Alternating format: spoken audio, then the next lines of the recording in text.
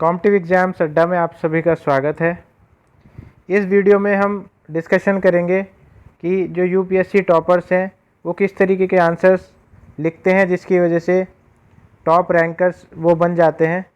तो देखिए, आज हमारे पास में है विज़न आईएएस की जो टेस्ट सीरीज़, और इसमें जो कैंडिडेट का नाम है वो है यक्ष चौधरी। यक्ष चौधरी जो हैं उन्होंने 2021 में 6th रैंक हासिल की थी।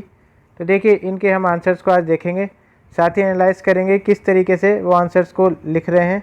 और इस वजह से ही जो है देखिए मेंस जो है काफ़ी बड़ा हम कहेंगे कि सबसे ज़्यादा जो रोल है वो मेंस का ही है। तो 6 रैंक जो है यहाँ पे आई, तो इनके आंसर्स, इनकी आंसर राइटिंग स्किल्स जो होंगी और इनका जो कंटेंट राइटिंग है उसकी वजह से इनकी 6 रैंक आई है। तो आइए देख लेते हैं कि किस तरीके से आंसर्स इन्होंने लिखे हैं। तो देखिए, क्वेश्चन है कि highlighting the issues associated with power discoms in India, discuss whether privatising discoms can help in this regard. Simple सा क्वेश्चन है कि इश्यूज़ बताने हैं पावर डिस्कॉम में कौन कौन से इश्यूज़ हैं, और साथ में अगर हम प्राइवेटाइज कर दें इन डिस्कॉम्स को तो क्या उससे हमें हेल्प मिलेगी कि नहीं मिलेगी। कॉन्टेक्स्ट किसका है? कॉन्टेक्स्ट है इंडिया का। तो देखिए, इन्होंने बड़ी ही सिंपल सी शुरुआत की है, बड़े सिंपल से शब्दों में इन्होंने कॉन्टेक्स्ट बनाने की कोशिश की है कि power distribution companies hold a key position in economic development of any country. तो देखिए, इन्होंने कहा है कि इकोनॉमिक डेवलपमेंट में पावर डिस्ट्रीब्यूशन कंपनी जो है काफ़ी बड़ा महत्वपूर्ण रोल अदा करती हैं, क्योंकि देखिए इलेक्ट्रिसिटी डिपार्टमेंट जो है वो हमारी कोर इंडस्ट्रीज़ में भी आता है। और देखिए इन्होंने फिर क्या कहा कि फेसिंग मल्टीपल प्रॉब्लम्स, लेकिन अभी क्या है, पावर डिस्कॉम्स काफ़ी मल्टीपल प्रॉब्लम्स फेस कर रहा है। ये इन्होंने यहीं से उठा लिया क्वेश्चन से ही। और इसी तरीके से कॉन्टेक्स्ट देखिए बनाना होता है, सिंपल रखा है इन्होंने काफ़ी। इंट्रोडक्शन जो है इनका काफ़ी सिंपल है। इसके बाद में देखिए इन्होंने इश्यूज़ बताए पावर डिस्कॉम के। तो पहला इशू इन्होंने क्या बताया, जैसे क्वेश्चन की मांग थी कि पहले हमें इश्यूज़ बताने हैं, फिर बताने कि प्राइवेटाइजेशन उसकी हेल्प करेगा कि नहीं करेगा। तो इन्होंने अपनी फ्रेमिंग इस तरीके से की है, इश्यूज़ बताए हैं। इश्यूज़ में इन्होंने जो इनका पहला पॉइंट है वो है कि high aggregate and technical losses. तो देखिए, जो टेक्निकल लॉसेस हैं और हाई एग्रीगेट है उसकी वजह से क्या है, अराउंड 22% प्रॉफिट जो है कम हो जाता है डिस्कॉम्स का। ये इन्होंने बताया, एक पॉइंट फैक्ट है। तो देखिए, जिस तरीके से टेक्निकल लॉसेज हैं, कहीं पे चोरी हो रही है, इस तरीके की चीज़ें, वो उसकी वजह से प्रॉफिट जो है कम हो जाता है डिस्कॉम्स का। Low availability of coal and natural gases. तो देखिए कि ये दूसरा डायमेंशन इन्होंने जोड़ा है कि जो कोल या नेचुरल गैस है उसकी जो अवेलेबिलिटी है वो लो है, जिसकी वजह से क्या है, देखिए जो थर्मल पावर प्लांट्स हैं उसमें ही क्या होता है, कोल की सहायता से या नेचुरल गैस की सहायता से इलेक्ट्रिसिटी प्रोड्यूस होती है। तो अभी पीछे भी देखिए क्या था कि इन्होंने ये पॉइंट कहाँ से लिया है, करंट अफेयर से ही लिया है कि कोल की जो है इंडिया में थोड़ी सी अवेलेबिलिटी कम चल रही थी, तो वहाँ से इनके माइंड में आया होगा, इन्होंने ये पॉइंट बनाया। इसके बाद में देखिए हाई डेट का मतलब कि जो कर्जा है वो ज़्यादा है, due to low profit debt has been becoming unviable more than 1 lakh crore debt जो है वो इन्होंने बताया कि डिस्काउंट्स पे जो है डेट चल रहा है। तो ये देखिए एक कॉन्सिक्यूसिव ही पॉइंट बना दिया इन्होंने कि इस तरीके से प्रॉफिट कम हो रहा है तो डेट जो है वो ज़्यादा हो जाएगा। पॉइंट बना दिया है, लेकिन वो अपने आप में सस्टेन करता है इनके फॉर्म को। इसके बाद में देखिए इश्यूज़ इन पीपीओ, पावर परचेसिंग ऑब्लिगेशन जो है, अब ये टर्म इन्होंने इंट्रोड्यूस किया यहाँ पे, पावर परचेसिंग ऑब्लिगेशन, और इसको इन्होंने थोड़ा सा डिस्क्राइब भी किया है कि mandatory purchase of renewable energy at high prices also a challenge for power discom. तो देखिए कि mandatory purchase of renewable energy, ये जो है कुछ गवर्नमेंट के रूल्स की वजह से जो है पावर परचेसिंग ऑब्लिगेशन से जो लगाए हैं गवर्नमेंट ने, उसकी वजह से भी एक हाई प्राइसेस का इनके पास, इनको क्या है, एक चैलेंज है डिस्कॉम्स को। अब इन्होंने देखिए जो क्वेश्चन की मांग थी as a conclusion, as a जो इनको देना है कि प्राइवेटाइजेशन जो है वो सॉल्यूशन है कि नहीं है। तो प्राइवेटाइजेशन एक सॉल्यूशन है कि नहीं, इन्होंने क्वेश्चन मार्क लगाया। अब इसको देखिए, ये इसके डायमेंशंस रखेंगे यहाँ पे। तो privatisation would help in introducing new technology. तो देखिए, हमें पता है कि पब्लिक, जो इंडिया का हाल है, इंडिया का कॉन्टेक्स्ट में जो पब्लिक डोमेन है वो कहीं ना कहीं इस तरीके से न्यू टेक्नोलॉजीज़ पे इन्वेस्ट नहीं कर पाती है, क्योंकि और भी ऑब्लिगेशंस और भी लाइबिलिटीज़ हैं गवर्नमेंट की, और भी जो है सब्सिडीज़ देनी है। इस तरीके जो है फंड्स की कमी की वजह से इतनी ज़्यादा हाईटेक और यह रिसर्च नहीं करा सकती गवर्नमेंट, हालांकि और देशों में होती है, लेकिन इंडिया के कॉन्टेक्स्ट में बात कर रहे हैं हम। तो यहाँ पे जो है प्राइवेटाइजेशन एक न्यू टेक्नोलॉजी को इंट्रोड्यूस करेगा इस डिस्कॉम में, पावर सेक्टर में। तो ये इन्होंने जो है एक पॉइंट रखा अपना प्लस पॉइंट की तरफ, प्रॉस की तरफ रखा है। Discom can be more professionally managed, तो इसी से इन्होंने जो है एक पॉइंट और निकाल दिया कि प्रोफेशनली मैनेज कर सकते। इसके बाद में देखिए will reduce the burden on government revenues. तो देखिए गवर्नमेंट रेवेन्यूज़ मतलब गवर्नमेंट भी कई बार जो है सब्सिडीज़ वगैरह देती है। आप देखते हैं डिफरेंट स्टेट्स में गवर्नमेंट जो है उनकी अगर इलेक्शन है या डिफरेंट टाइम्स पे सब्सिडीज दे देती है, इलेक्ट्रिसिटी पे बिल माफ़ हो जाते हैं। तो ये एक तरीके से जब किसी चीज़ का प्राइवेटाइजेशन होता है तो प्राइवेटाइजेशन कंपनी अपने प्रॉफिट के लिए काम करती है, और वहाँ पे इस तरीके की चीज़ें जो हैं बहुत ही कम देखने को मिलती हैं। तो ये रेवेन्यू में, गवर्नमेंट रेवेन्यू में रिडक्शन करेगा बर्डन का। इसके बाद में देखिए AT&C losses can be minimise by new technologies. तो देखिए जो एग्रीगेट एंड टेक्निकल लॉसेस थे वो भी मिनिमाइज हो सकेंगे, क्योंकि टेक्नोलॉजी जो है न्यू इंड्यूस होंगी, टेक्नोलॉजी जो है न्यू इंड्यूस होंगी, इसकी वजह से लॉसेस भी कम हो जाएंगे। और इसके बाद में देखिए other things also need to be done, क्या क्या चीज़ें होनी चाहिए। तो इन्होंने ये भी दिया है, एक एज अ सॉल्यूशन दिया है कि फिनेंशियल सपोर्ट टू डिस्कॉम्स को जो है थोड़ा सा फिनेंशियल सपोर्ट दिया जाए, नेट मैटरिंग हो इनकी। ये पॉइंट जो है थोड़ा सा अनक्लियर है। इसके बाद में देखिए रिड्यूस पावर थेफ्ट, वही चीज़ इन्होंने जो टेक्निकल लॉसेज वाली बात कही है उसी को बता रहे हैं कि ये चीज़ होनी चाहिए। रिड्यूस क्रॉस सब्सिडाइजेशन, तो देखिए सब्सिडी वाली चीज़ को भी इन्होंने इसको रिड्यूस करने के लिए एज अ पॉइंट दिया है। इसके बाद में गवर्नमेंट देखिए क्या क्या स्टेप उठाया गवर्नमेंट ने या उठा सकती है। तो देखिए उदय स्कीम जो चलाई, ये स्मार्ट मीटरिंग जो है वो अभी शुरू किया है गवर्नमेंट ने, मतलब काफ़ी बड़े स्केल पे कर दिया है। Hence discoms in India are reeling under many problems. Privatization can one solution, however it has to be supplemented by many other structural reforms in the power sector. तो देखिए ज़रूरी नहीं है कि किसी भी टॉपर का एक्स्ट्रा ऑर्डनरी ही answer हो हमेशा, बस ये है कि इनकी जो फॉर्म है वो एक इन्होंने अच्छी फॉर्म देने की कोशिश की है। पहले एक छोटा सा इंट्रोडक्शन दिया, उसके बाद में देखिए इश्यूज़ क्या क्या हैं, और फिर देखिए इसके क्या क्या सॉल्यूशन, प्राइवेटाइजेशन सॉल्यूशन हो सकता है कि नहीं हो सकता, और इसके बाद में देखिए कि और क्या क्या चीज़ें हो सकती हैं। प्राइवेटाइजेशन के साथ साथ इन्होंने अपनी तरफ से भी कुछ जो है सॉल्यूशंस देने की कोशिश की है, और गवर्नमेंट के जो स्टेप्स हैं उनको भी बताए। तो इसके बाद में देखिए और इन्होंने कंक्लूजन दे दिया कि प्राइवेटाइजेशन एक सॉल्यूशन हो सकता है, लेकिन कुछ स्ट्रक्चरल रिफॉर्म्स भी लाने ज़रूरी है।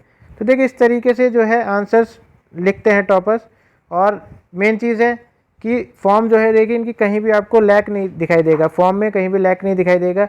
आंसर जो है एक दूसरे से जो है टच करता है, और मैं ये नहीं कहूँगा कि ये बेस्ट आंसर है। अगर मुझे कहा जाए कि 10 में से कितने इसको नंबर देने हैं, तो मैं इसको 10 में से 5 या 6 नंबर दूंगा, 6 मान लीजिए। तो इसको मैं बेस्ट आंसर नहीं कहूँगा यक्ष चौधरी का, हो सकता है इन्होंने इससे भी अच्छे आंसर कहीं पे लिखे हों, लेकिन एक चीज़ साफ़ है कि स्ट्रक्चर जो है वो काफ़ी क्लियर है, और चीज़ें जो हैं वो भी क्लियरली इन्होंने रखी है। इसके बाद में देखिए एक क्वेश्चन और देख लेते हैं।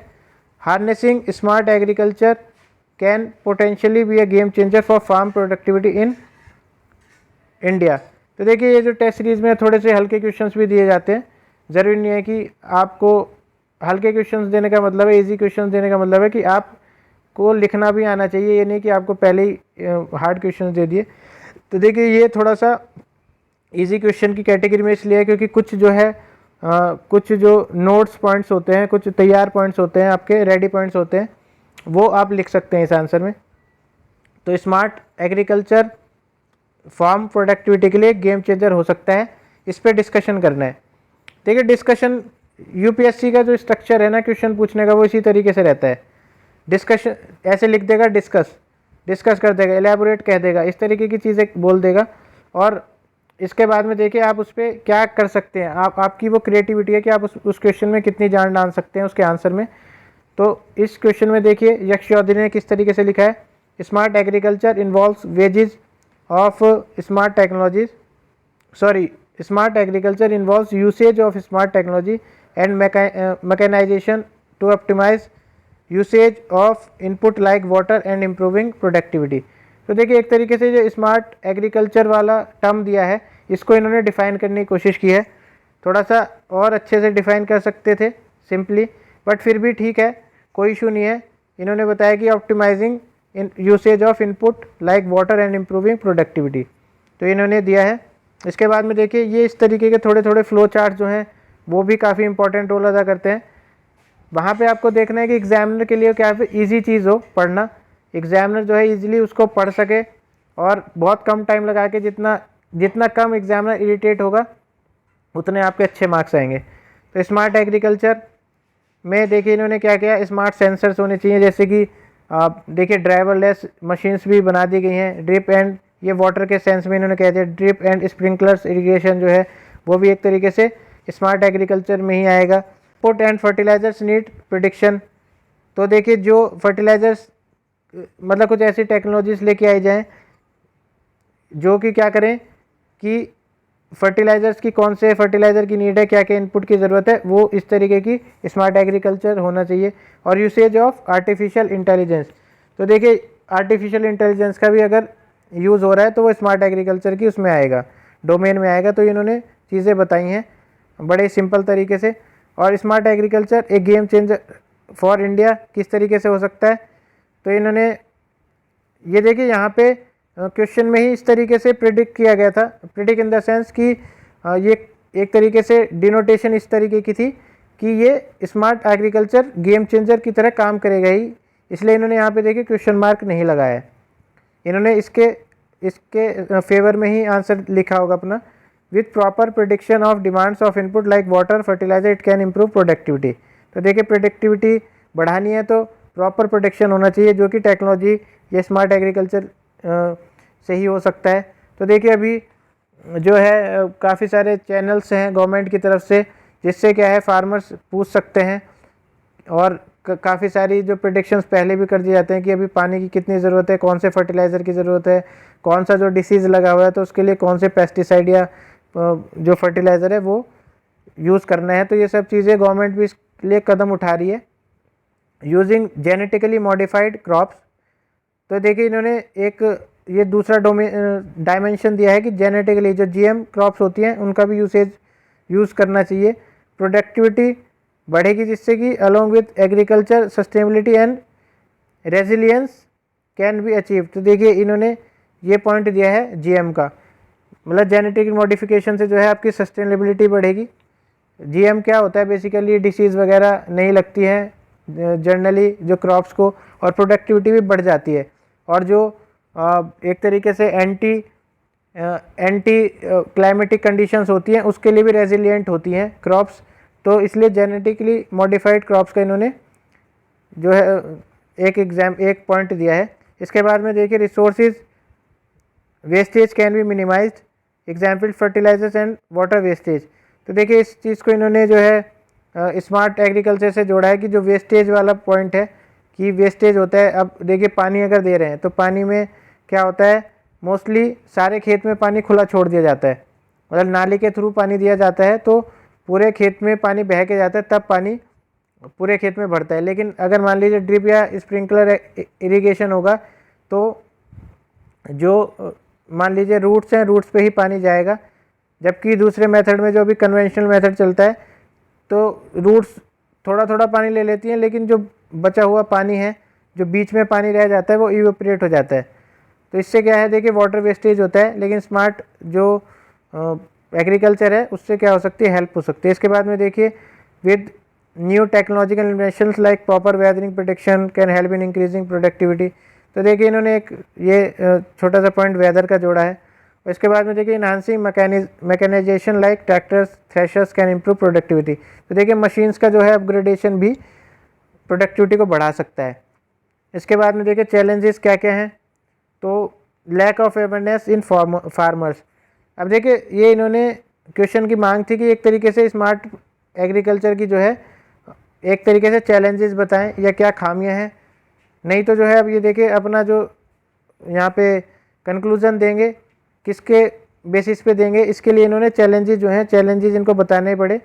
तो lack of awareness in farmers farmers में जो है लैक है अवेयरनेस की, टेक्नोलॉजिकल इलिटरेसी इन फार्मर्स एक ही चीज़ है, और हाई इक्विपमेंट एंड देखिए ये टेक्नोलॉजिकल इलिटरेसी और लैक ऑफ अवेयरनेस में अंतर है, लेकिन थोड़ा थोड़ा जो है एक दूसरे से मैच करते हैं। इसके बाद में देखिए high equipment and instrument cost, sensors cost etcetera, तो देखिए ये भी एक पॉइंट इन्होंने रखा है।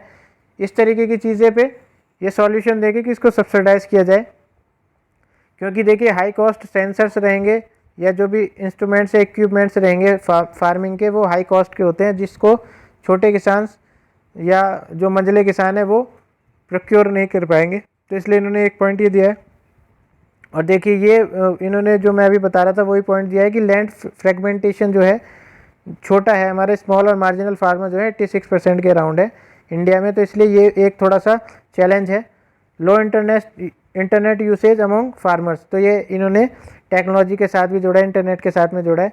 इसके बाद में देखिए इन्होंने कंक्लूजन क्या दिया, तो कंक्लूजन है hence technology along with mechanisation can help in agriculture by reducing wastage of resources, improving productivity, sustainability, resilience can also be achieved by smart.